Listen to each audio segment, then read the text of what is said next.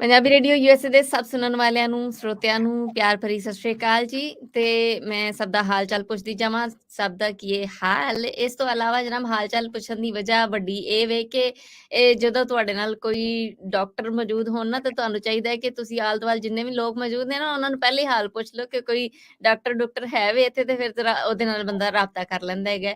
ਤੇ ਸਾਡੀ ਜਿਹੜੀ ਅੱਜ ਪ੍ਰਾਹੁਣੀ ਪ੍ਰੋਗਰਾਮ ਦੇ ਵਿੱਚ ਸਾਡੇ ਨਾਲ ਹੈਗੀ ਏ, ਸਾਂਝ ਪਾਉਣ ਨੂੰ ਆਈ ਹੈਗੀ ਏ, ਉਸ ਪ੍ਰਾਹੁਣੀ ਦਾ ਅਸੀਂ ਪਹਿਲੇ ਤਾਰਫ ਕਰਵਾਉਂਦੇ ਜਾਈਏ। ਇਹ ਨੇ ਜੀ ਡਾਕਟਰ ਨਿਸ਼ਾ ਹੋਰੀ। ਤੇ ਇਹ ਕਿਸ ਸ਼ੈ ਦੇ ਮਾਹਿਰ ਨੇ ਜਾਂ ਇਹ ਕਾਹਦੇ ਡਾਕਟਰ ਨੇ, ਤੇ ਇਹ ਜਾਣਕਾਰੀ ਜਿਹੜੀ ਹੈ ਪਹਿਲੇ ਅਸੀਂ ਇਹਨਾਂ ਕੋਲੋਂ ਲਵਾਂਗੇ। ਸਭ ਤੋਂ ਪਹਿਲੇ ਇਹਨਾਂ ਕੋਲੋਂ ਅਸੀਂ ਇਹਨਾਂ ਨੂੰ ਸਤਿ ਸ਼੍ਰੀ ਅਕਾਲ ਕਹਿੰਦੇ ਹਾਂ, ਵੈਲਕਮ ਕਹਿੰਦੇ ਹਾਂ ਜੀ ਪ੍ਰੋਗਰਾਮ ਦੇ ਵਿੱਚ। ਕੀ ਹਾਲ ਚਾਲ ਹੈ ਤੁਹਾਡਾ? ਸਤਿ ਸਤਿ ਸ਼੍ਰੀ ਸ਼੍ਰੀ ਅਕਾਲ ਅਕਾਲ ਪ੍ਰਵੀਨ ਜੀ, ਔਰ ਪ੍ਰੋਗਰਾਮ ਦੇਖਣ ਵਾਲਿਆਂ ਨੂੰ, ਸੁਣਨ ਵਾਲਿਆਂ ਨੂੰ ਬਹੁਤ-ਬਹੁਤ ਸਤਿ ਸ਼੍ਰੀ ਅਕਾਲ, ਨਮਸਕਾਰ ਸਤਿ ਜੀ। ਸ਼੍ਰੀ ਅਕਾਲ ਜੀ। ਸਤਿ ਸ਼੍ਰੀ ਅਕਾਲ ਜੀ। ਤੇ ਇਸ ਤੋਂ ਬਾਅਦ ਤੁਹਾਨੂੰ ਇਹ ਪੁੱਛਾਂਗੇ ਜੇ ਤੁਸੀਂ ਆਪਣਾ ਨਾਂ ਤੇ ਤੁਹਾਡਾ ਅਸੀਂ ਤਾਰਫ ਕਰਵਾ ਛੱਡਿਆ, ਅਸੀਂ ਦੱਸ ਛੱਡਿਆ ਵੀ ਇਹ ਡਾਕਟਰ ਨਿਸ਼ਾ ਜੀ ਨੇ, ਤੇ ਤੁਸੀਂ ਆਪਣੇ ਬਾਰੇ ਜਿਹੜੀ ਜਾਣਕਾਰੀ ਸਾਨੂੰ ਦੇਣੀ ਹੈ, ਆਪਣੀ ਕੁਆਲੀਫਿਕੇਸ਼ਨ ਦੇ ਬਾਰੇ ਜਾਂ ਆਪਣੇ ਜੋ ਵੀ ਹੈ ਵੇ ਪ੍ਰੋਫੈਸ਼ਨਲੀ, ਉਹ ਤੁਸੀਂ ਥੋੜੀ ਜਿਹੀ ਸਾਨੂੰ ਜਿਹੜੀ ਨਾ ਜਾਣਕਾਰੀ ਦਿਓ। इस तरह है कि प्रवीण जी कि मेरा फुल नाम डॉक्टर निशा डोगरा है और कई बार डॉक्टर का नाम लेते हैं लोग ये सोचते हैं पता नहीं सुइयां लगाने वाले ते बड़े-बड़े मोटे-मोटे इंजेक्शन लगाणगे या ते इन्ना ਹਾਂ, लैणगे ते या पता नहीं इन्नी दवाइयां पूरे दे पूरे दे के सानू ਵੰਡ भेजणगे। ਬਣ ਕੇ ਦੇ ਦੇਣਗੇ ਦਵਾਈਆਂ ਦੀ। ਇਹੋ ਜਿਹਾ ਕੁਛ ਨਹੀਂ ਹੈ। ਹਾਂ ਮੈਂ ਹਾਂ, ਦੱਸਣਾ ਚਾਹੁੰਦੀ ਹਾਂ ਕਿ ਮੈਂ ਪੀਐਚਡੀ ਆ ਮੈਡੀਕਲ ਜੈਨੇਟਿਕਸ। ਠੀਕ ਹੋ ਗਿਆ। ਜੈਨੇਟਿਕਸ ਇਹ ਹੁੰਦਾ ਕਿ ਜਿਹੜੇ ਜੀਨਸ ਦੀ ਸਟੱਡੀ ਕਰਦੇ ਨੇ, ਔਰ ਮੈਂ ਓਕੇ। ਪੰਜਾਬੀ ਭਾਸ਼ਾ 'ਚ ਕਹਾਂ ਕਿ ਜੀਨਸ ਜਿਹੜੇ ਸਾਡੀ ਬਾਡੀ ਦੇ ਅੰਦਰ ਹੁੰਦੇ ਨੇ, ਔਰ ਹੂੰ, ਜੀਨਸ ਸਾਡੀ ਬਾਡੀ ਦੀ ਰੂਟਸ ਹੁੰਦੀਆਂ ਜਿੱਥੋਂ ਕਿ ਮਾਂ-ਪਿਓ ਤੋਂ ਮਿਲਦੇ ਆ, ਪਿਤਾ ਪੁਰਖੀ। ਕਿਉਂਕਿ ਠੀਕ ਹੋ ਬਹੁਤ ਗਿਆ, ਠੀਕ ਸਾਰੀ ਹੈ। ਬਿਮਾਰੀਆਂ ਜੈਨੇਟਿਕਸ ਹੋ ਗਈਆਂ ਨੇ ਕਿ ਹੂੰ ਜਿਸ ਹੂੰ, ਤਰ੍ਹਾਂ ਸਾਡੀਆਂ ਮਾਂ-ਪਿਓ ਤੋਂ ਆਦਤਾਂ ਮਿਲਦੀਆਂ ਨੇ, ਸ਼ਕਲਾਂ ਮਿਲਦੀਆਂ ਨੇ, ਹੈਨਾ? ਬਿਲਕੁਲ। ਹੂੰ ਹੂੰ, ਕਿ ਕਹਿੰਦੇ ਨੇ ਸਾਡਾ ਆਪਣਾ ਖੂਨ ਹੈ ਤੇ ਉਹ ਖੂਨ ਬੇਸਿਕਲੀ ਖੂਨ ਨਹੀਂ ਹੁੰਦਾ, ਉਹ ਜੀਨਸ ਹੀ ਹੁੰਦੇ ਨੇ ਜਿਹੜੇ ਟ੍ਰਾਂਸਫਰ ਹੁੰਦੇ। ਕਹਿੰਦੇ ਨੇ ਕਿ ਇਹ ਸਾਡੇ ਆਪਣੇ ਹੀ ਕੁਲ ਦਾ ਜਾਂ ਆਪਣਾ ਖੂਨ ਹੈ ਸਾਡਾ, ਬਲੱਡ ਹੂੰ ਹੂੰ, ਰਿਲੇਸ਼ਨ ਹੈ ਨਾ? ਤੇ ਉਹ ਜੀ ਜੀ। ਬਲੱਡ ਵਿੱਚ ਜਿਹੜੇ ਡੀਐਨਏ ਕਹਿੰਦੇ, ਜੀਨਸ ਕਹਿੰਦੇ ਆ, ਹੈਨਾ? ਹੂੰ ਤੇ ਹੂੰ, ਕੋਵਿਡ ਦੇ ਬਾਅਦ ਜਦੋਂ ਟੈਸਟ ਹੋਏ, ਕੋਵਿਡ ਟੈਸਟਿੰਗ ਹੁੰਦੀ ਸੀ, ਜ਼ਿਆਦਾ ਜੀ। ਲੋਕਾਂ ਨੂੰ ਪਤਾ ਲੱਗ ਗਿਆ ਕਿ ਹਾਂ ਹਾਂ, ਜੀਨਸ ਜਿਹੜੇ ਹੁੰਦੇ ਨੇ ਜਾਂ ਫਿਰ ਉਹਨਾਂ ਨੂੰ ਆਰਟੀ-ਪੀਸੀਆਰ ਕਹਿੰਦੇ ਸੀ, ਉਦੋਂ ਬੜਾ ਕਾਮਨ ਹੋਇਆ ਸੀ ਜਦੋਂ ਟੈਸਟ ਕਰਦੇ ਸੀ, ਹੈਨਾ? ਜੀ ਜੀ। ਹੁਣ ਤੇ ਅਸੀਂ ਟੈਸਟ ਕਰਦੇ ਹਾਂ, ਲੇਕਿਨ ਉਹ ਟੈਸਟ ਜਿਹੜੇ ਹੈ ਉਹ ਬਾਡੀ ਦੇ ਬਿਮਾਰੀਆਂ ਨੂੰ ਛੇਤੀ ਲੱਭਣ ਵਾਸਤੇ ਅਸੀਂ ਕਰਨੇ ਆ ਕਿ ਠੀਕ ਬਿਮਾਰੀ ਹੋ ਗਿਆ, ਜਾਣ। ਸੋ ਜਿਹੜੀ ਮੇਰੀ ਕੁਆਲੀਫਿਕੇਸ਼ਨ ਹੈ ਉਹ ਪੀਐਚਡੀ ਹੈ ਮੈਡੀਕਲ ਜੈਨੇਟਿਕਸ 'ਚ, ਠੀਕ ਔਰ ਹੋ ਗਿਆ। ਹੈਲਥ ਕੇਅਰ ਮੈਨੇਜਮੈਂਟ ਦੀ ਡਿਗਰੀ ਮੈਂ ਲਈ ਆ, ਉਹ ਮੈਂ ਲਾਸ ਐਂਜਲਸ ਤੋਂ ਲਈ ਹੈ, ਕੈਲੀਫੋਰਨੀਆ ਤੋਂ। ਹੂੰ ਔਰ ਹੂੰ, ਫਿਰ ਮੈਂ ਇੱਥੇ ਕੈਨੇਡਾ ਵਿੱਚ ਵੀ ਕਾਫੀ ਡਿਗਰੀਜ਼ ਲਈਆਂ, ਸਰਟੀਫਾਈਡ ਨਿਊਟ੍ਰੀਸ਼ਨ ਦਾ, ਡਾਈਟ ਨਿਊਟ੍ਰੀਸ਼ਨ ਦੇ ਕਾਉਂਸਲਿੰਗ ਹੂੰ ਹੂੰ, ਕੋਰਸ ਕੀਤਾ।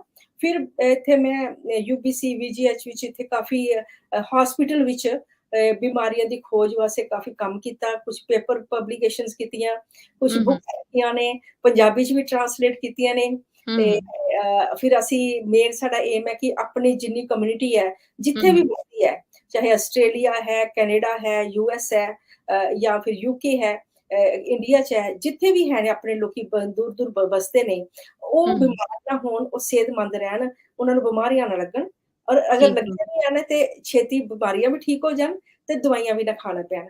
ਸੋ ਇਹ ਮੇਰਾ ਬਿਲਕੁਲ, ਮਿਸ਼ਨ ਹੈ ਕਿ ਆਪਣੇ ਲੋਕੀ ਹੱਸਦੇ-ਵਸਦੇ ਰਹਿਣ, ਤੇ ਉਹਦੇ ਵਾਸਤੇ ਠੀਕ। ਅਸੀਂ ਕੰਮ ਕਰਨੇ ਆ, ਸੈਮੀਨਾਰ ਵਗੈਰਾ ਲਗਾਉਂਦੇ ਆ। ਠੀਕ ਹੈ, ਡਾਕਟਰੀ ਦੇ ਸ਼ੋਬੇ ਦੇ ਬਾਰੇ ਤੇ ਇਹ ਆਖਿਆ ਜਾਂਦਾ ਕਿ ਇਹ ਲੋਕ ਜਿਹੜੇ ਨੇ ਜਿੰਨੇ ਜ਼ਿਆਦਾ ਲਾਇਲ ਹੋਣ, ਓਨਾ ਜ਼ਿਆਦਾ ਹੀ ਜਿਹੜਾ ਲੋਕਾਂ ਦਾ ਭਲਾ ਹੁੰਦਾ ਹੈਗਾ। ਤੇ ਜੀ। ਮੈਂ ਆਪਣੇ ਸਰੋਤਿਆਂ ਨੂੰ ਇਹ ਦੱਸਦੀ ਚਾਹਾਂ ਕਿ ਡਾਕਟਰ ਨਿਸ਼ਾ ਜੀ ਜਿਹੜੇ ਨੇ ਉਹ ਸੈਮੀਨਾਰਸ ਵੀ ਕਰਵਾਉਂਦੇ ਨੇ, ਤੇ ਆਲਰੇਡੀ ਵੀ ਬਹੁਤ ਸਾਰੇ ਸੈਮੀਨਾਰਸ ਕਰਵਾ ਚੁੱਕੇ ਨੇ, ਲੋਕਾਂ ਨੂੰ ਬਹੁਤ ਸਾਰੀ ਜਾਣਕਾਰੀ ਜਿਹੜੀ ਉਹ ਆਪਣੇ ਬਾਰੇ 'ਚ ਮਤਲਬ ਜਿਹੜਾ ਹੈ ਉਹ ਦਿੱਤੀ। ਇਹਨਾਂ ਨੇ ਦੱਸਿਆ ਵੀ ਇਹਨਾਂ ਦੇ ਨਾਲ ਲੋਕੀ ਕਿੱਦਾਂ ਰਾਬਤਾ ਕਰ ਸਕਦੇ ਨੇ ਜਾਂ ਕਿੱਦਾਂ ਇਹਨਾਂ ਦੇ ਨਾਲ ਕੰਟੈਕਟ ਕਰਕੇ ਤੇ ਉਹ ਆਪਣੇ ਮਸਲੇ ਮਸਾਇਲ ਜਿਹੜੇ ਨੇ ਇਹਨਾਂ ਦੇ ਨਾਲ ਸ਼ੇਅਰ ਕਰ ਸਕਦੇ ਨੇ। ਤੇ ਅਸੀਂ ਹੁਣ ਡਾਕਟਰ ਨਿਸ਼ਾ ਜੀ ਨੂੰ ਹੁਣ ਇਹ ਪੁੱਛਾਂਗੇ ਕਿ ਜੀ ਸਾਨੂੰ ਜਿਹੜਾ ਹੋਣ ਵਾਲਾ ਜਿਹੜਾ ਅੱਗੇ ਤੁਸੀਂ ਸੈਮੀਨਾਰ ਕਰਾਉਣ ਜਾ ਰਹੇ ਹੋ, ਉਹਦੇ ਬਾਰੇ ਥੋੜੀ ਜਾਣਕਾਰੀ ਦੇ ਦਿਓ, ਕਿਸ ਦਿਨ ਹੋ ਰਿਹਾ ਹੈ, ਕਿੱਥੇ ਹੋ ਰਿਹਾ ਹੈ, ਜਾਂ ਲੋਕ ਜਿਹੜੇ ਨੇ ਤੁਹਾਡੇ ਨਾਲ ਕਿੱਦਾਂ ਰਾਬਤਾ ਕਰ ਸਕਦੇ ਨੇ? ਬਿਲਕੁਲ ਅਸੀਂ ਜਨਵਰੀ ਤੋਂ ਸ਼ੁਰੂ ਕੀਤੇ ਸੀ। ਪਹਿਲੇ ਅਸੀਂ ਇੱਥੇ ਕੈਨੇਡਾ 'ਚ ਸੈਮੀਨਾਰ ਕੀਤੇ ਸੀ। ਜਿਹੜੀ ਹੂੰ, ਸਾਡੀ ਆਰਗੇਨਾਈਜੇਸ਼ਨ ਹੈ ਉਹ ਯੂਐਸ ਵਿੱਚ ਵੀ ਹੈ, ਕੈਨੇਡਾ ਵਿੱਚ ਵੀ ਹੈ, ਦੋਨੋਂ ਠੀਕ ਜਗ੍ਹਾ ਹੈ। ਹੈ। ਹੂੰ, ਯੂਐਸ ਵਿੱਚ ਕੈਲੀਫੋਰਨੀਆ 'ਚ ਹੀ ਹੈ, ਔਰ ਇੱਥੇ ਸੈਕਰਾਮੈਂਟੋ, ਔਰ ਜਿਹੜੀ ਕੈਨੇਡਾ ਵਿੱਚ ਹੈ ਉਹ ਇੱਥੇ ਹੈ, ਸਰੀ ਡੈਲਟਾ ਕਾਫੀ ਫੇਮਸ ਹੈ, ਠੀਕ ਇੱਥੇ ਹੋ ਗਿਆ। ਹੈ ਵੈਨਕੂਵਰ ਵਾਲੀ ਸਾਈਡ ਤੋਂ। ਹੂੰ, ਸੈਮੀਨਾਰ ਜਿਹੜੇ ਨੇ ਅਸੀਂ ਕਾਫੀ ਲਗਾਏ ਨੇ, ਸਰੀ ਵਗੈਰਾ ਵੀ ਲਗਾਏ, ਡੈਲਟਾ ਲਗਾਏ ਨੇ, ਥਰੂਆਊਟ ਕੈਨੇਡਾ ਦਾ ਸਾਡਾ ਟੂਰ ਲੱਗਿਆ ਜਿੱਥੇ ਸੈਮੀਨਾਰ ਅਸੀਂ ਸਾਰੇ ਲਗਾਏ ਨੇ, ਬਰੈਂਪਟਨ, ਕੈਲਗਰੀ, ਐਡਮਿੰਟਨ, ਫਿਰ ਅਸੀਂ ਇੱਧਰ ਗਏ ਸੀ BC ਇੰਟੀਰੀਅਰ ਵਿੱਚ ਗਏ ਸੀ, ਉੱਥੇ ਸੈਮੀਨਾਰ ਲਗਾਏ ਨੇ। ਹੁਣ ਵੀ ਅਸੀਂ ਜਾਂਦੇ ਪਏ ਹਾਂ ਕਿਲੋਨਾ ਵਗੈਰਾ, ਓਲੀਵਰ ਵਗੈਰਾ, ਉੱਧਰ ਅਸੀਂ ਸੈਮੀਨਾਰ ਲਗਾਣੇ। ਇਸ ਦੇ ਬਾਅਦ ਸਾਡੇ ਹੁਣ ਅਸੀਂ ਆਉਂਦੇ ਪਏ ਹਾਂ ਜੁਲਾਈ 2 ਨੂੰ ਅਸੀਂ ਆਉਂਦੇ ਪਏ ਹਾਂ ਸੈਕਰਾਮੈਂਟੋ।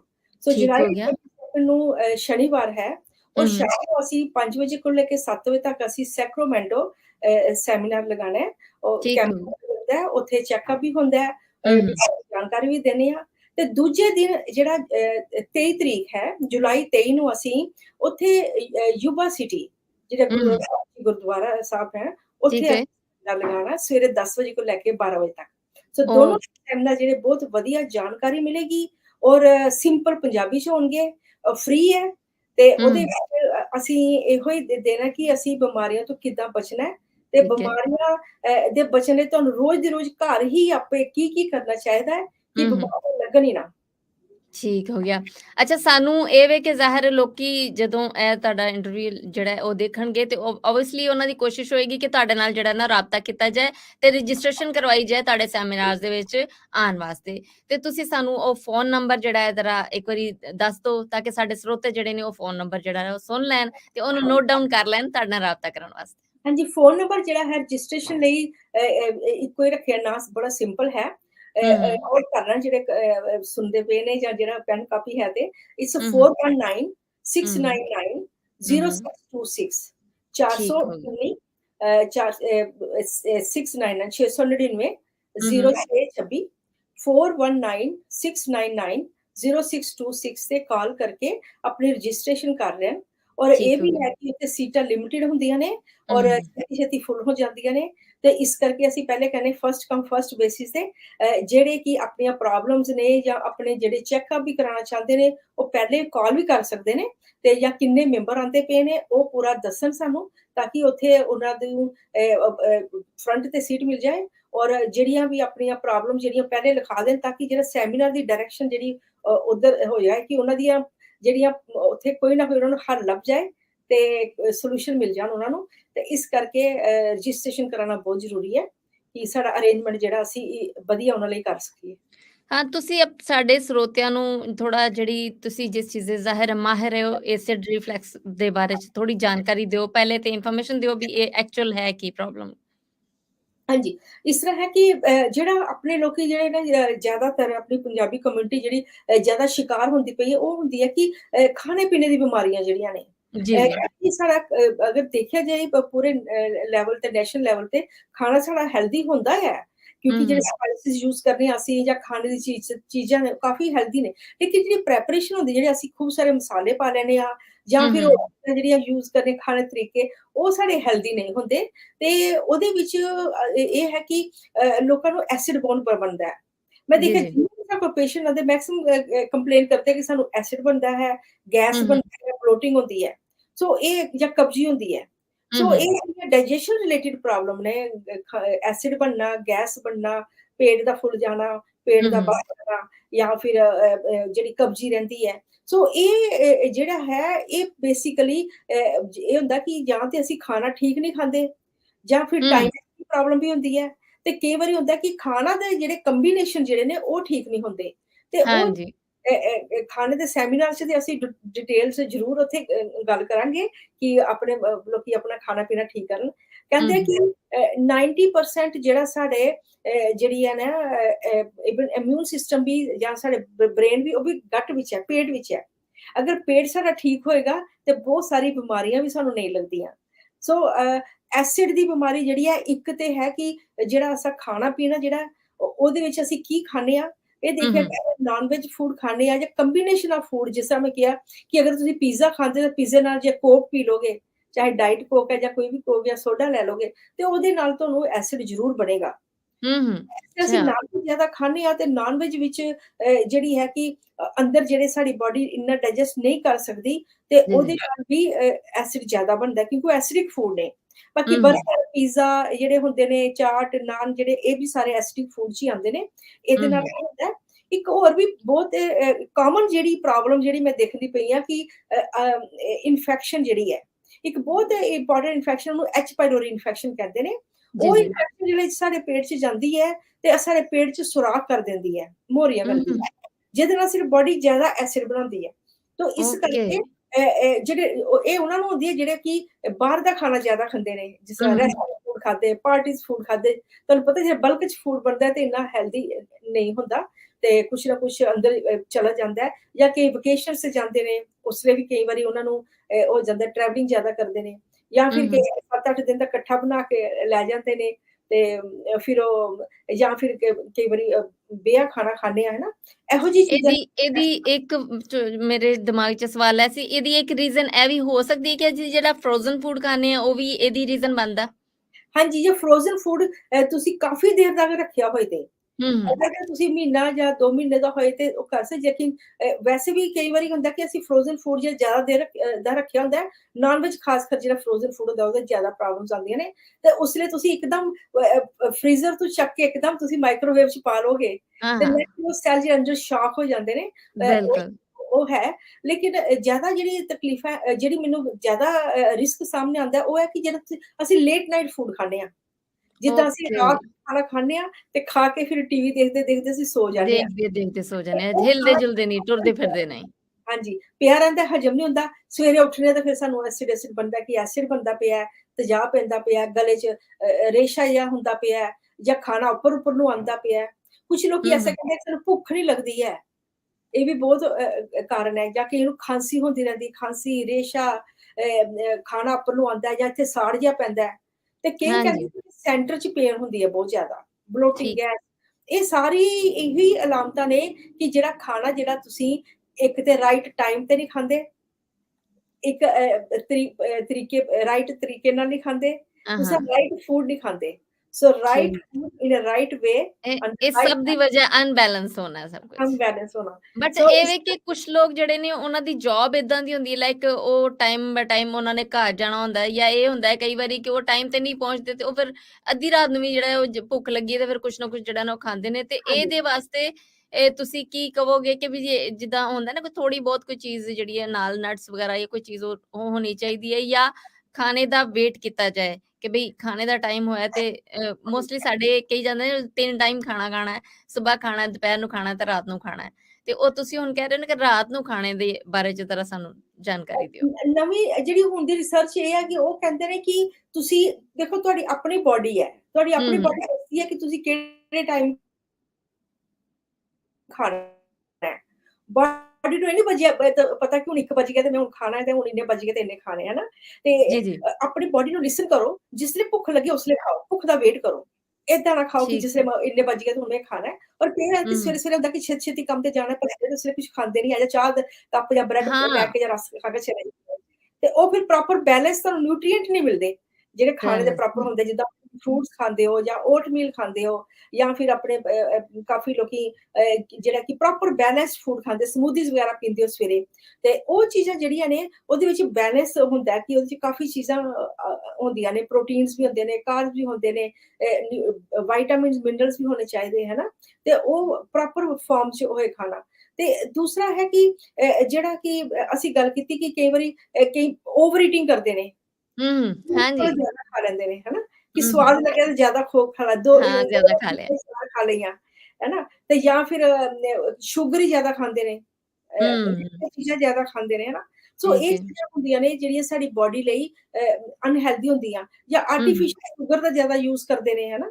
ਤੇ ਉਹ ਫਿਰ ਸਾਡੀ ਬੋਡੀ ਇਸ ਵਾਸਤੇ ਡਿਜ਼ਾਈਨ ਨਹੀਂ ਹੁੰਦੀ ਹੈ, ਉਹ ਚੀਜ਼ਾਂ ਪਈਆਂ ਰਹਿੰਦੀਆਂ ਨੇ, ਫਿਰ ਤਾਂ ਹੂੰ, ਹੀ ਕਬਜ਼ੀ ਹੋ ਜਾਂਦੀ ਹੈ। ਅਗਰ ਕਬਜ਼ੀ ਵੀ ਹੋਏਗੀ ਤਾਂ ਫੂਡ ਸਟਕ ਹੁੰਦਾ ਹੈ, ਬਾਹਰ ਨਹੀਂ ਨਿਕਲਦਾ, ਆਬਵੀਅਸਲੀ ਤੇ ਉਹੀ ਗੈਸ ਬਣ ਕੇ ਫਿਰ ਉੱਪਰ ਨੂੰ ਜਾਂਦੀ ਹੈ। ਤੇ ਠੀਕ। ਸੈਮੀਨਾਰ ਦਾ ਮਤਲਬ ਇਹ ਹੈ ਕਿ ਉੱਥੇ ਅਸੀਂ ਇਹ ਸਾਰੀ ਜਾਣਕਾਰੀ ਹੀ ਦੇਣੀ ਹੈ ਕਿ ਹੂੰ, ਖਾਣੇ ਦੇ ਬਾਰੇ 'ਚ ਜ਼ਿਆਦਾ ਕਰਨਾ ਹੈ, ਕਿ ਕਿਹੜੇ-ਕਿਹੜੇ ਖਾਣੇ ਤੁਹਾਨੂੰ ਖਾਣੇ ਚਾਹੀਦੇ ਨੇ, ਕਿਸ ਕੰਬੀਨੇਸ਼ਨ 'ਚ ਖਾਣੇ ਚਾਹੀਦੇ ਨੇ, ਕਿੱਦਾਂ ਤੁਸੀਂ ਇਹ ਐਸਿਡ ਦੀ, ਗੈਸ ਦੀ, ਬਲੋਟਿੰਗ ਦੀ, ਜਾਂ ਹੋਰ ਜਿਹੜੀਆਂ ਬਿਮਾਰੀਆਂ ਨੇ, ਜੋੜਾਂ ਦੀ ਦਰਦਾਂ ਨੇ, ਜਾਂ ਜਿਹੜੇ ਡਾਇਬਟੀਜ਼ ਪੇਸ਼ੈਂਟ ਨੇ, ਜਾਂ ਹਾਰਟ ਹੂੰ, ਦੀਆਂ ਤਕਲੀਫਾਂ ਨੇ ਅੱਜ-ਕੱਲ੍ਹ, ਜਾਂ ਫਿਰ ਕੋਲੇਸਟ੍ਰੋਲ ਦੀਆਂ, ਬਲੱਡ ਪ੍ਰੈਸ਼ਰ ਹੁੰਦਾ ਪਿਆ।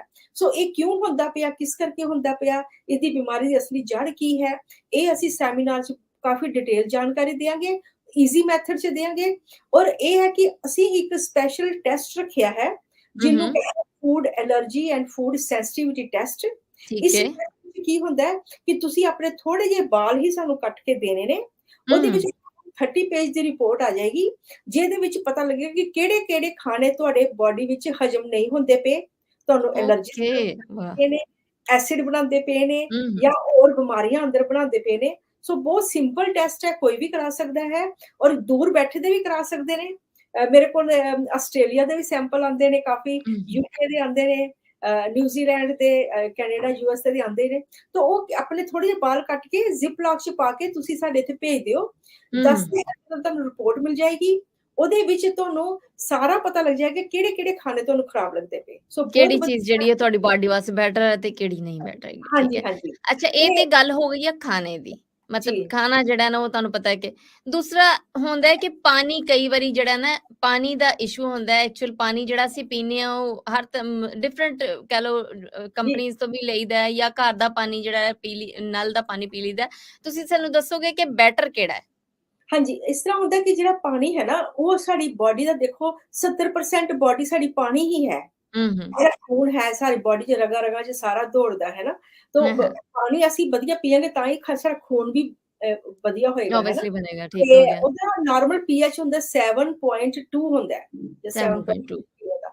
ਤੇ ਇਹਦਾ ਮਤਲਬ ਪੀਐਚ ਦਾ ਮਤਲਬ ਹੁੰਦਾ ਸਾਡੀ ਬੋਡੀ ਦੇ ਅੰਦਰ ਜਿਹੜੇ ਨੇ ਉਹ ਨਾਰਮਲ ਰੇਂਜ ਕਹਿੰਦੇ ਨੇ 7.7 ਤੋਂ ਉੱਪਰ ਹੋਣੀ ਚਾਹੀਦੀ, 7 to 7.4। ਤੇ ਅਗਰ ਇਸਦੇ ਨਾਲ ਹੋਏ ਜਾਂ 8-9 ਵੀ ਹੁੰਦਾ ਪੀਐਚ, ਤੇ ਉਹ ਜਿਹੜਾ ਪਾਣੀ ਉਹ ਵਧੀਆ ਹੁੰਦਾ ਹੈ। ਜਿਹੜਾ ਟੈਪ ਦਾ ਪਾਣੀ ਹੈ, ਟੂਟੀ ਦਾ ਪਾਣੀ ਜਿਹੜਾ ਟੈਪ ਤੋਂ ਆਉਂਦਾ, ਉਹਦਾ ਪੀਐਚ ਹੁੰਦਾ ਹੈ 6 ਦੇ ਨੇੜੇ-ਤੇੜੇ। So okay. ਇਹ ਕਾਫੀ ਵੱਡਾ ਗੈਪ ਬਣ ਜਾਂਦਾ ਹੈ। ਉਹ ਫਿਰ ਥੋੜਾ ਸਲਾਈਟਲੀ ਐਸਿਡਿਕ ਹੁੰਦਾ ਹੈ।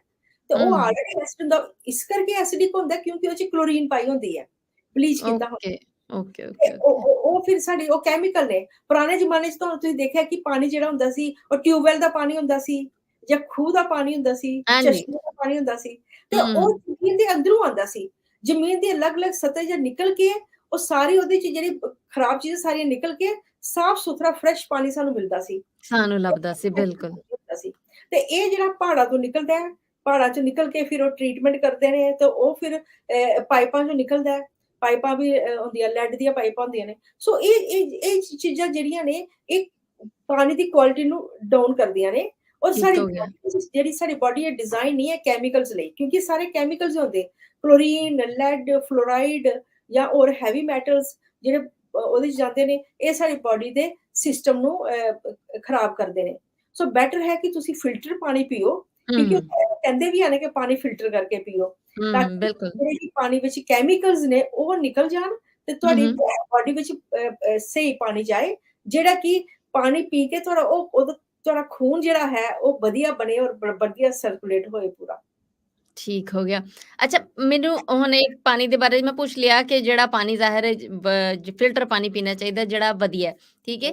ਬਟ ਟਾਈਮਿੰਗਸ ਵੀ ਹੁੰਦੀਆਂ ਨੇ ਪਾਣੀ ਦੀਆਂ, ਲਾਈਕ ਅਸੀਂ ਕਈ ਵਾਰੀ ਇਹ ਹੁੰਦਾ ਹੈ ਕਿ ਖਾਣਾ ਖਾਂਦੇ ਹੋਏ ਅਸੀਂ ਪਹਿਲੇ ਕੋਈ 2-3 ਗਲਾਸ ਪਾਣੀ ਦੇ ਪੀ ਲਈਦੇ, ਜਾਂ ਕਈ ਵਾਰੀ ਹੁੰਦਾ ਖਾਣੇ ਦੇ ਦੌਰਾਨ ਅਸੀਂ ਬਹੁਤ ਜ਼ਿਆਦਾ ਪਾਣੀ ਪੀ ਜਾਂਦੇ ਹਾਂ ਜਾਂ ਖਾਣੇ ਤੋਂ ਬਾਅਦ ਅਸੀਂ ਬਹੁਤ ਜ਼ਿਆਦਾ ਪਾਣੀ ਪੀ ਜਾਂਦੇ ਹਾਂ। ਉਹਨੂੰ ਬੈਲੈਂਸ ਕਿੱਦਾਂ ਕਰਨਾ ਹੈਗਾ? ਹਾਂਜੀ, ਪਾਣੀ ਦਾ ਦੇਖੋ, ਪਾਣੀ ਪੀਣਾ ਬਹੁਤ ਅੱਛਾ ਹੈ। ਇੱਕ ਤੇ ਨਾਰਮਲ ਐਵਰੇਜ ਪਰਸਨ ਨੂੰ 7 ਗਲਾਸ ਪਾਣੀ ਪੀਣਾ ਜ਼ਰੂਰੀ ਹੈ। ਪਰ ਡੇ। 7 ਨਾਰਮਲ ਗਲਾਸ ਜਿਹੜੇ ਹੁੰਦੇ ਨੇ, 7 ਗਲਾਸ ਪਾਣੀ ਪੀਣਾ ਜ਼ਰੂਰੀ ਹੈ। ਔਰ ਦੂਸਰਾ, ਇਹ ਹੁਣ ਗਰਮੀਆਂ ਵਿੱਚ ਤਾਂ ਜ਼ਿਆਦਾ ਹੀ ਪੀਤਾ ਜਾਂਦਾ ਹੈ। ਓਬਵੀਅਸਲੀ। 10-12 ਗਲਾਸ ਨਾ ਪੀਓ, 7-8 ਗਲਾਸ ਠੀਕ ਹੈ, ਇੰਨਾ ਕਾਫੀ ਹੈ। ਹਾਂ, ਔਰ ਕੀ ਹੁੰਦਾ ਕਿ ਜਿਹੜੇ ਵੀ ਪਾਣੀ ਤੁਸੀਂ ਪੀਣਾ, ਇਲੈਕਟ੍ਰੋਲਾਈਟਸ ਵੀ ਨਿਕਲਦੇ ਬੋਡੀ ਦੇ, ਤੇ ਜਿਹੜੇ ਠੀਕ, ਜ਼ਿਆਦਾ ਪੀਂਦੇ ਨੇ ਤੇ ਉਹ ਫਿਰ ਇਲੈਕਟ੍ਰੋਲਾਈਟਸ ਬੋਡੀ ਦੇ ਘਟ ਜਾਂਦੇ ਨੇ। ਪਰ ਠੀਕ ਇਹ ਹੈ। ਹੈ ਕਿ ਹਾਂ, ਪਾਣੀ ਸਾਡੀ ਬੋਡੀ ਨੂੰ ਡੀਟੌਕਸੀਫਾਈ ਕਰਦਾ ਹੈ, ਕਲੀਨ ਕਰਦਾ ਹੈ ਬੋਡੀ ਦੇ ਸਿਸਟਮ ਨੂੰ। ਜਿੱਦਾਂ ਅਸੀਂ ਰੋਜ਼ ਸ਼ਾਵਰ ਲੈਂਦੇ ਹਾਂ, ਏਦਾਂ ਸਾਡੀ ਬੋਡੀ ਦੇ ਅੰਦਰ ਆਰਗਨ ਜਿਹੜੇ ਨੇ, ਸਾਡੇ ਸੈਲਸ ਨੇ, ਉਹਨਾਂ ਨੇ ਵੀ ਸ਼ਾਵਰ ਲੈਣਾ ਹੁੰਦਾ, ਸਫਾਈ ਹੋਣੀ ਹੁੰਦੀ ਠੀਕ ਹੈ। ਹੋ ਸੋ ਪਾਣੀ ਪੀਣਾ ਬਹੁਤ ਜ਼ਰੂਰੀ ਹੈ। ਨੰਬਰ ਗਿਆ। 2 ਹੈ ਕਿ ਸਵੇਰੇ ਉੱਠਦੇ ਹੀ ਤੁਸੀਂ 1 ਗਲਾਸ ਪਾਣੀ ਪੀਣਾ ਹੈ, ਥੋੜਾ ਜਿਹਾ ਕੋਸਾ ਕਰਕੇ ਪਾਣੀ, ਬਿਲਕੁਲ ਠੰਡਾ ਪਾਣੀ ਨਹੀਂ ਪੀਓ, ਬਿਲਕੁਲ ਗਰਮ ਪਾਣੀ, ਨਾਰਮਲ ਕੋਸਾ ਕਰਕੇ ਪਾਣੀ ਪੀਓ, 1 ਗਲਾਸ ਪਾਣੀ ਜ਼ਰੂਰ ਪੀਓ। ਤੇ ਠੀਕ ਹੋ ਗਿਆ। ਖਾਣੇ ਦੇ ਇੱਕ ਵਿੱਚ ਨਾਲ ਪਾਣੀ ਨਾ ਪੀਓ, ਅਗਰ ਲੋੜ ਪਏ ਤਾਂ ਥੋੜਾ ਜਿਹਾ ਪੀ ਸਕਦੇ ਹੋ, ਜਾਂ ਕੋਈ ਦਵਾਈ ਖਾਣੀ ਤਾਂ ਲੈ ਸਕਦੇ ਹੋ, ਪਰ ਜਿੱਦਾਂ ਅਸੀਂ ਪਾਣੀ ਭਰ ਕੇ ਪੀਂਦੇ ਹਾਂ ਤੇ ਏਦਾਂ ਪਾਣੀ ਨਹੀਂ ਪੀਣਾ ਚਾਹੀਦਾ ਖਾਣੇ ਦੇ ਨਾਲ। ਉਹ ਇਸ ਕਰਕੇ ਕਿ ਜਿਹੜੇ ਸਾਡੇ ਡਾਈਜੈਸਟਿਵ ਐਂਜ਼ਾਈਮਸ ਹੁੰਦੇ ਨੇ, ਜਿਹੜਾ ਖਾਣਾ ਪਚਾਉਣੇ ਦੇ ਵਾਸਤੇ ਕੰਮ ਆਉਂਦੇ ਨੇ, ਉਹ ਜਿਹੜੇ ਡਾਇਲੂਟ ਹੋ ਜਾਂਦੇ ਨੇ ਤੇ ਫਿਰ ਸਾਡਾ ਖਾਣਾ ਪ੍ਰੋਪਰਲੀ ਪਚਦਾ ਨਹੀਂ ਹੈ। ਠੀਕ ਹੋ ਔਰ ਗਿਆ, ਠੀਕ। ਕਈਆਂ ਨੂੰ ਹੁੰਦਾ ਕਿ ਜੇ ਰਾਤ ਨੂੰ ਬਿਲਕੁਲ ਸੌਂਦੇ ਆ ਤੇ ਕਈਆਂ ਨੂੰ ਰਾਤ ਨੂੰ ਪਿਸ਼ਾਬ ਆਉਂਦਾ ਹੈ। ਇਸ ਕਰਕੇ ਬਿਲਕੁਲ ਸੋਨੇ ਦੇ ਵੇਲੇ ਨਹੀਂ ਲਓ, ਲੇਕਿਨ ਜੇ ਨਾਰਮਲ ਹੈ ਤੇ ਉਹ ਸੋਨੇ ਦੇ ਪਹਿਲੇ ਵੀ ਪਾਣੀ ਪੀ ਸਕਦੇ ਨੇ। ਖਾਣੇ ਠੀਕ ਦੇ ਹੋ ਗਿਆ। ਟਾਈਮ ਅੱਗੇ ਪਿੱਛੇ ਪਾਣੀ ਪੀ ਲਓ, ਖਾਣੇ ਦੇ ਹੂੰ। ਵਿੱਚ ਲੋੜ ਪਏ ਤੇ ਪੋ, ਨਹੀਂ ਤੇ ਨਹੀਂ ਪੀਓ, ਪਰ ਹਾਂ ਫ੍ਰੀਕੁਐਂਟਲੀ ਥਰੂਆਊਟ ਤੁਸੀਂ ਦਿਨ ਵਿੱਚ ਪਾਣੀ ਪੀ ਸਕਦੇ ਹੋ। ਜੀ, ਡਾਕਟਰ ਨਿਸ਼ਾ ਜੀ, ਤੁਸੀਂ ਸਾਨੂੰ ਢੇਰ ਸਾਰੀ ਜਾਣਕਾਰੀ ਦਿੱਤੀ ਹੈ ਤੇ ਮੈਂ ਆਸ ਕਰਨੀ ਕਿ ਜਿਹੜੇ ਸੈਮੀਨਾਰ ਤੁਸੀਂ ਮਤਲਬ ਲਾ ਰਹੇ ਹੋ, ਉੱਥੇ ਵੀ ਤੁਸੀਂ ਜਿਹੜੇ ਸਰੋਤੇ, ਜਿਹੜੇ ਸਾਡੇ ਜਿਹੜੇ ਸਰੋਤੇ ਤੁਹਾਨੂੰ ਸੁਣ ਕੇ ਉੱਥੇ ਪੜ੍ਹਨਗੇ ਜਾਂ ਤੁਹਾਡੇ ਨਾਲ ਕੰਟੈਕਟ ਕਰਨਗੇ ਜਿਹੜੇ ਲੋਕ, ਉਹਨਾਂ ਨੂੰ ਵੀ ਮੇਰਾ ਖਿਆਲ ਹੈ ਇਸ ਤੋਂ ਵਧੀਆ ਜਿਹੜੀ ਜਾਣਕਾਰੀ ਉੱਥੇ ਸੈਮੀਨਾਰ 'ਚ ਤੁਸੀਂ ਦਿਓਗੇ। ਮੇਰਾ ਖਿਆਲ ਹੈ ਕਿ ਮੇਰੇ ਕੋਲ ਟਾਈਮ ਸ਼ਾਰਟ ਹੈਗਾ, ਇਸ ਕਰਕੇ ਤੁਹਾਡੇ ਕੋਲ ਦੁਬਾਰਾ ਮੈਂ ਇਹੀ ਪੁੱਛਣ ਲੱਗੀ ਹਾਂ ਜਾਂਦਿਆਂ-ਜਾਂਦਿਆਂ ਕਿ ਤੁਸੀਂ ਇਹ ਦੱਸ ਦਿਓ ਕਿ ਸੈਮੀਨਾਰ ਤੁਸੀਂ ਕਿੱਥੇ ਕਰਵਾ ਰਹੇ ਹੋ ਤੇ ਜੀ। ਤੁਹਾਡੇ ਨਾਲ ਰਾਬਤਾ ਕਰਨ ਵਾਸਤੇ, ਰਜਿਸਟ੍ਰੇਸ਼ਨ ਵਾਸਤੇ ਕਿਹੜਾ ਨੰਬਰ ਹੈ? ਹਾਂਜੀ, ਸੈਮੀਨਾਰ ਜਿਹੜੇ ਨੇ ਅਸੀਂ ਸੈਕਰਾਮੈਂਟੋ 'ਚ ਲਗਾਉਂਦੇ ਪਏ ਹਾਂ, ਜਿਹੜਾ ਕਿ ਜੁਲਾਈ 22 ਨੂੰ ਸ਼ਨੀਵਾਰ ਹੋਏਗਾ, 5 ਵਜੇ ਤੋਂ ਲੈ ਕੇ 7 ਵਜੇ ਤੱਕ ਉਹ ਹੋਏਗਾ। ਔਰ ਲੋਕੇਸ਼ਨ ਡਿਟੇਲਸ ਫ਼ੋਨ ਕਰਕੇ ਉਹ ਲੈ ਸਕਦੇ ਨੇ। ਸੰਡੇ ਹੈ, ਅਗਲੇ ਐਤਵਾਰ ਜੁਲਾਈ 23 ਨੂੰ, ਉਹ ਯੂਬਾ ਸਿਟੀ ਵਿੱਚ ਰਵਿਦਾਸ ਗੁਰਦੁਆਰੇ ਦੇ ਅੰਦਰ ਹੋਏਗਾ, ਤੇ ਉਹ ਉੱਥੇ ਵੀ ਸਵੇਰੇ 10 ਵਜੇ ਤੋਂ ਲੈ ਕੇ 12 ਵਜੇ ਹੋਏਗਾ, ਸੰਡੇ ਵਾਲੇ ठीक हो गया, ठीक है। ਦਿਨ। ਸੋ ਦੋਨੋਂ ਸੈਮੀਨਾਰ ਜਿਹੜੇ ਨੇ ਸੈਟਰਡੇ, ਸੰਡੇ ਜੁਲਾਈ 22 ਤੇ 23 ਨੂੰ ਹੋਣਗੇ, ਤੇ ਫ਼ੋਨ ਨੰਬਰ ਇੱਕੋ ਹੀ ਹੈ, ਔਰ ਬਹੁਤ ਸੌਖਾ ਹੈ, ਨੋਟ ਕਰਨਾ ਜਿਹਨਾਂ ਨੇ ਹਾਲੇ ਤੱਕ ਨਹੀਂ ਨੋਟ ਕੀਤਾ। ਇਹ ਹੈ 4196990626 4196990626 ਤੇ ਫ਼ੋਨ ਕਰਕੇ ਆਪਣੀ ਰਜਿਸਟ੍ਰੇਸ਼ਨ ਕਰਾ ਲੈਣ। ਅਗਰ ਉਹ ਪਹਿਲੇ ਆਪਣੀ ਅਪਾਇੰਟਮੈਂਟ ਲੈਣਾ ਚਾਹੁੰਦੇ ਨੇ ਤੇ ਅਪਾਇੰਟਮੈਂਟ ਵੀ ਲੈ ਸਕਦੇ ਨੇ, ਨੰਬਰ ਇੱਕੋ ਹੀ ਸੇਮ ਹੈ, ਬਿਲਕੁਲ ਸਿੰਪਲ। ਔਰ ਇਹ ਵੀ ਹੈ ਕਿ हुँ, ਅਸੀਂ ਫੇਸਬੁੱਕ ਤੇ ਜਾਂ ਸਾਡੇ YouTube ਵਿੱਚ ਹੋਰ ਵੀ ਵੀਡੀਓਜ਼ ਨੇ। ਮੇਰਾ ਨਾਮ ਡਾਕਟਰ ਨਿਸ਼ਾ ਡੋਗਰਾ ਹੈ। ਜਿਹੜੇ ਜ਼ਿਆਦਾ ਜਾਣਕਾਰੀ ਲੈਣਾ ਚਾਹੁੰਦੇ ਨੇ, YouTube 'ਚ ਡਾਕਟਰ ਨਿਸ਼ਾ ਡੋਗਰਾ ਟਾਈਪ ਕਰ ਲੈਣ, ਤਾਂ ਕਿ ਉਹਨਾਂ ਨੂੰ ਹੋਰ ਜ਼ਿਆਦਾ ਸਾਡੀ ਹੋਰ ਵੀ ਵੀਡੀਓਜ਼ ਜਿਹੜੀਆਂ ਮਿਲ ਜਾਣ ਜਾਂ ਬਿਮਾਰੀ ਦੇ ਰਿਲੇਟਿਡ। ਹਾਂ, ਲੇਕਿਨ ठीक ਫ਼ੋਨ हो गया। ਕਰਨਗੇ ਤੇ ਅਸੀਂ ਜ਼ਰੂਰ ਉਹ ਵੀਡੀਓ ਵੀ ਭੇਜ ਦਿਆਂਗੇ। ਔਰ ਸੈਮੀਨਾਰ ਵਿੱਚ ਅਸੀਂ ਫ੍ਰੀ ਬੁੱਕ ਭੇਜਣੀ ਹੈ, ਜਿਹੜੀ ਅਸੀਂ, ਮੈਂ ਕਿਹਾ, ਸਿਹਤ ਵੇਲਾ, ਹੈਲਥ ਟਾਈਮ, ਉਹ ਇੰਗਲਿਸ਼ ਹੈ। हुँ, ਜਿਹਨਾਂ ਨੇ हुँ, ਇੰਗਲਿਸ਼ ਚਾਹੀਦੀ ਇੰਗਲਿਸ਼ ਮਿਲੇਗੀ, ਔਰ ठीक है। ਸਿਹਤ ਵੇਲਾ ਜਿਹੜੀ ਪੰਜਾਬੀ 'ਚ ਟ੍ਰਾਂਸਲੇਟ ਹੋਈ ਹੈ, हुँ, ਜਿਹੜੇ ਉੱਥੇ हुँ, ਸੈਮੀਨਾਰ ਅਟੈਂਡ ਕਰਨਗੇ ਉਹਨਾਂ ਨੂੰ ਮੈਂ ਇਹ ਫ੍ਰੀ ਬੁੱਕ ਦਿਆਂਗੀ ਉੱਥੇ। ਔਰ ਕੁਛ ਅਸੀਂ ਜਿਹੜੇ ਸਾਡੇ ਟਾਪ ਮੋਸਟ ਹੈ ਨੇ ਸੈਂਪਲਸ ਜਿਹੜੇ ਨੇ, ਉਹ ਵੀ ਉੱਥੇ ਅਸੀਂ ਦਿਆਂਗੇ। ਔਰ ਫ੍ਰੀ ਹੈਲਥ ਸੈਮੀਨਾਰ ਹੈ, ਫ੍ਰੀ ਹੈ, ਕੋਈ ਪੈਸੇ ਨਹੀਂ ਲੱਗਣੇ, ਲੇਕਿਨ ਹਾਂ ਤੁਹਾਡੀ ਬਿਮਾਰੀਆਂ ਜਿਹੜੀਆਂ ਉਹਦੇ ਹੱਲ ਜ਼ਰੂਰ ਮਿਲਣਗੇ, ਇਹ ਮੇਰਾ ਪ੍ਰੋਮਿਸ ਹੈ। ਸੋ हुँ, ਇੱਕ ਵਾਰੀ हुँ, ਜੇ ਟਾਈਮ ਆਪਣਾ ਬੁੱਕ ਕਰ ਲਓ, ਹਾਲੇ ਟਾਈਮ ਹੈ, ਤੁਸੀਂ ਉਸ ਦਿਨ ਆਪਣੇ ਬੁੱਕ ਕਰ ਲਓ, ਤਾਂ ਕਿ ਉਹ ਦਿਨ ਉਹਨੇ ਕੈਲੰਡਰ ਤੇ ਲਿਖ ਲਓ ਕਿ हुँ, ਜੁਲਾਈ 22 हुँ। ਨੂੰ ਤੇ 23 ਨੂੰ ਅਸੀਂ ਕਿਤੇ ਨਹੀਂ ਜਾਣਾ। ਅਸੀਂ ਇਹ हाँ, ਟਾਈਮ ਆਪਣੀ ਸਿਹਤ ਵਾਸਤੇ ਰੱਖਣਾ ਹੈ, ਤੇ बिल्कुल। ਉੱਥੇ ਘੁੰਮ ਕੇ ਪਹੁੰਚੋ, ਔਰ हुँ, ਉੱਥੇ हुँ, ਪੂਰੀ ਆਪਣੀ ਜਾਣਕਾਰੀ ਲਓ ਬਿਮਾਰੀਆਂ ਦੀ, ਕਿ ਬਿਮਾਰੀਆਂ ਤੋਂ ਕਿੱਦਾਂ ਬਚਣਾ ਹੈ। कितना ਦੂਸਰਾ ਹੈ, बचा? ਆਪਣੀਆਂ ਜਿਹੜੀਆਂ ਬਿਮਾਰੀਆਂ ਆਲਰੇਡੀ ਹੈ ਨੇ ਜਾਂ हुँ, ਘਰ हुँ। ਵਿੱਚ ਹੈ ਨੇ, ਉਹਦੇ ਬਾਰੇ ਸਾਨੂੰ ਜਾਣਕਾਰੀ ਤੁਸੀਂ ਪਹਿਲੇ ਵੀ ਦੇ ਸਕਦੇ ਹੋ, ਤਾਂ ਕਿ ਅਸੀਂ ਸੈਮੀਨਾਰ ਵਿੱਚ ਜਾਂ ਪਹਿਲੇ ਉਹਨਾਂ ਦੇ ਕੋਈ ਨਾ ਕੋਈ ਹੱਲ ਤੁਹਾਨੂੰ ਜ਼ਰੂਰ ਦੇ ਸਕੀਏ। ਹਾਂਜੀ ਸਰੋਤਿਓ, ਮੇਰੇ ਕੋਲ ਵੇਲਾ ਜਿਹੜਾ ਹੈ ਉਹ ਬਹੁਤ ਥੋੜਾ ਜਿਹਾ ਹੈਗਾ ਸੀ, ਇਸ ਕਰਕੇ ਮੈਂ ਕਿਹਾ ਡਾਕਟਰ ਜੀ ਥੋੜਾ ਜਿਹਾ ਜਿਹੜਾ ਹੈ ਨਾ, ਡਾਕਟਰ ਨਿਸ਼ਾ ਹੋਰਾਂ ਨੂੰ ਅਸੀਂ ਰਿਕੁਐਸਟ ਕੀਤੀ ਕਿ ਥੋੜਾ ਜਿਹਾ ਵੇਲਾ ਜਿਹੜਾ ਨਾ ਉਹ ਆਪਣਾ ਸਾਨੂੰ ਦੇ ਦਿਓ, ਤਾਂ ਕਿ ਸਾਡੇ ਜਿਹੜੇ ਸਰੋਤੇ ਨੇ ਉਹਨਾਂ ਦਾ ਕੋਈ ਭਲਾ ਹੋ ਸਕੇ। ਕਿਉਂਕਿ ਪੰਜਾਬੀ ਰੇਡੀਓ USA ਦੀ ਪੂਰੀ ਇਹ ਕੋਸ਼ਿਸ਼ ਹੁੰਦੀ ਹੈ ਕਿ ਉਹ ਜਿੰਨੇ ਲੋਕਾਂ ਦਾ ਭਲਾ ਕਰ ਸਕਣ ਜਾਂ ਵਧੀਆ ਜਿਹੜਾ ਨਾ ਉਹਨਾਂ ਨੂੰ ਜਾਣਕਾਰੀ ਦੇ ਸਕਣ, ਅਸੀਂ ਆਪਣੀ ਪੂਰੀ ਕੋਸ਼ਿਸ਼ ਕਰੀਦੀ ਹੈ। ਤੇ ਸਭ ਤੋਂ ਵੱਡੀ ਜਿਹੜੀ ਵਧੀਆ ਗੱਲ ਮੈਨੂੰ ਇਹ ਲੱਗੀ ਕਿ ਜਿਹੜੀ ਡਾਕਟਰ ਨਿਸ਼ਾ ਹੋਰਾਂ ਨੇ ਬੁੱਕਸ ਨੂੰ ਪੰਜਾਬੀਆਂ ਵਾਸਤੇ ਵੀ ਵੱਖਰਾ ਜਿਹੜਾ ਹੈ ਉਹ ਕਰਵਾਇਆ ਹੈਗਾ, ਤੇ ਇਹ ਤੇ ਬੜਾ ਵਧੀਆ ਚਾਂਸ ਹੈਗਾ ਕਿ ਤੁਸੀਂ ਉੱਥੇ ਸੈਮੀਨਾਰ ਤੇ ਅਪੜੋ, ਉੱਥੇ ਜਾ ਕੇ ਤੁਹਾਨੂੰ ਇੱਕ ਜਾਣਕਾਰੀ ਵਾਸਤੇ ਤੁਹਾਡੀ ਆਪਣੀ ਜ਼ੁਬਾਨ ਦੇ ਵਿੱਚ ਤੁਹਾਨੂੰ ਜਿਹੜਾ ਨਾ ਉਹ ਇੱਕ ਪੰਫਲੇਟ ਜਾਂ ਜੋ ਵੀ ਬੁੱਕ ਵਗੈਰਾ ਹੈ ਉਹ ਤੁਹਾਨੂੰ ਲੱਭੇਗੀ, ਤੇ ਜਾਣਕਾਰੀ ਵੀ ਤੁਹਾਨੂੰ ਲੱਭੇਗੀ। ਕਈ ਵਾਰੀ ਇਹ ਹੁੰਦਾ ਕਿ ਅਸੀਂ ਡਾਕਟਰਾਂ ਕੋਲ ਜਾਣਾ ਹੁੰਦਾ, ਬਟ ਅਪਾਇੰਟਮੈਂਟ ਲੈ ਕੇ ਉਹਦੇ 'ਚ ਟਾਈਮ ਲੱਗ ਗਿਆ। ਦੂਸਰਾ ਇਹ ਵੇ ਕਿ ਜਿਹੜੀ ਫੀਸ ਹੈਗੀ ਹੈ ਜਾਂ ਡਾਕਟਰ ਦਾ ਹੈ ਵੇ ਫੀਸ ਵਗੈਰਾ, ਉਹਦੇ ਤੇ ਤੁਹਾਨੂੰ ਮਤਲਬ ਜਿਹੜਾ ਇਨਵੈਸਟਮੈਂਟ ਕਰਨ ਤੇ ਜਾਂ ਕੋਈ ਵੀ ਹੈ ਤੇ ਤੁਹਾਨੂੰ ਜਿਹੜਾ ਨਾ ਉਹ ਥੋੜਾ ਹੁੰਦਾ ਹੈ। ਤੇ ਇਹ ਤੇ ਬਿਲਕੁਲ ਫ੍ਰੀ ਸੈਮੀਨਾਰ ਹੈਗਾ ਹੈ, ਤੁਸੀਂ ਬਿਲਕੁਲ ਜੁਆਇਨ ਕਰੋ ਇਹਨਾਂ ਨੂੰ। ਤੇ ਮੈਨੂੰ ਵੀ ਬਹੁਤ ਵਧੀਆ ਲੱਗਾ ਤੁਹਾਡੇ ਨਾਲ ਗੱਲਬਾਤ ਕਰਕੇ, ਤੇ ਪੰਜਾਬੀ ਰੇਡੀਓ USA ਦੀ ਸਾਰੀ ਟੀਮ ਵੱਲੋਂ ਤੁਹਾਨੂੰ ਅਸੀਂ ਧੰਨਵਾਦ ਕਹਿੰਦੇ ਹਾਂ ਕਿ ਤੁਸੀਂ ਸਾਨੂੰ ਇੰਨਾ ਕੁ ਸਮਾਂ ਦਿੱਤਾ, ਇੰਨਾ ਕੁ ਟਾਈਮ ਦਿੱਤਾ। ਤੇ ਮੇਰੇ ਵੱਲੋਂ ਤੇ ਡਾਕਟਰ ਨਿਸ਼ਾ ਹੋਰਾਂ ਵੱਲੋਂ ਸਾਰੇ ਸਰੋਤਿਆਂ ਨੂੰ ਪਿਆਰ ਭਰੀ ਨਿੱਘੀ ਜੀ ਸਤਿ ਸ਼੍ਰੀ ਅਕਾਲ ਜੀ। ਸਤਿ ਸ਼੍ਰੀ ਅਕਾਲ।